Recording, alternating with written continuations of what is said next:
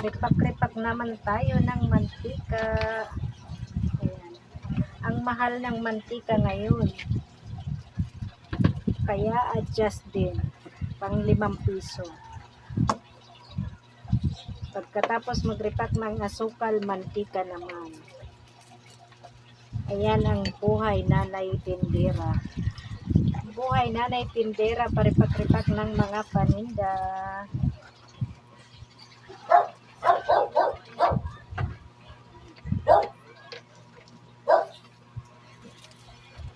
Mataas ang mantika ngayon. Pumasok sa ilong ko.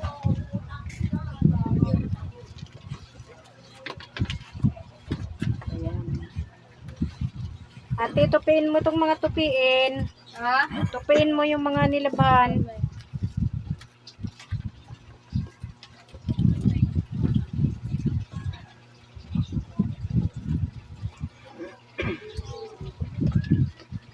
Ripak lang.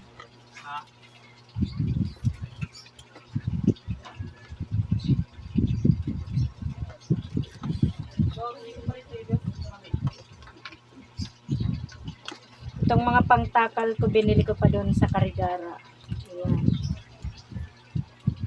Matagal na to. Binili ko doon nung umuwi ako nung 2019. Para pantay-pantay ang dami nila. Dati pag nagripak ako, tansyahan lang. Ngayon yan, may istatan na. May takalan na.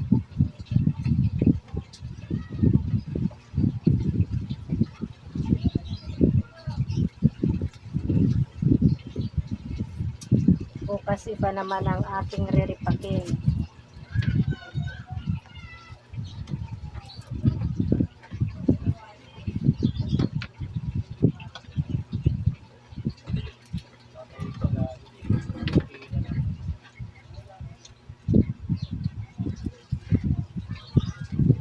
Sa buhay, kailangan marunong ka dumiskarte. Ito naman ang aking mga niripak na Rio. Tiyaga-tiyaga lang talaga sa pagre-repack. Piso-piso lang ang kita, pero maski pa paano okay na. Okay nang may piso kaysa naman sa wala. Maghapon ka magtambay, wala kang makikita na piso. Ito maski pa paano may piso ka. Ayan ang mga Rio. Ginugupit ko na lang siya. Gumagamit ako ng tipid-tipid lang din sa paggamit ng cellophane yung plastic. Ginagamit ko dito 2x10. Tapos ginugupit-gupit ko na lang pag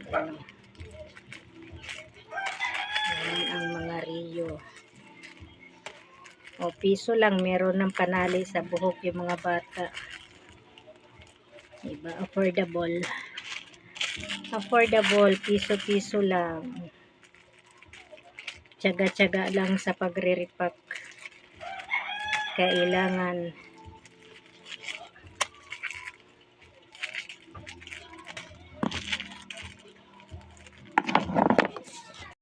Ayan, tapos ko nang magupit-gupit ang mga Rio. So, isang ganito, piso. O, diba? Affordable para sa mga bata tuwing umaga. Bibili sila. Pantali sa buhok, piso. Ayan, konting tiyaga lang. Hindi yan pampayaman. Pampaano lang yan sa Maski pa paano nakakabili ng 1/4 na bigas. Yung mga nire-repack ko. Ayan, thank you, thank you.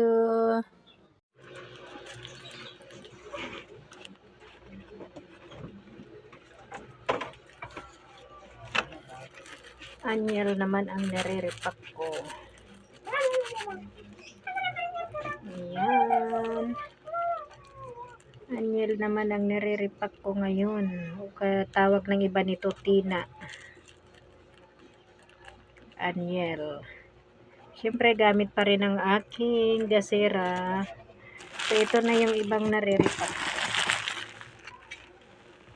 Ayan, mamaya gugupit-gupitin ko to, tapos ilalagay na sa garapon.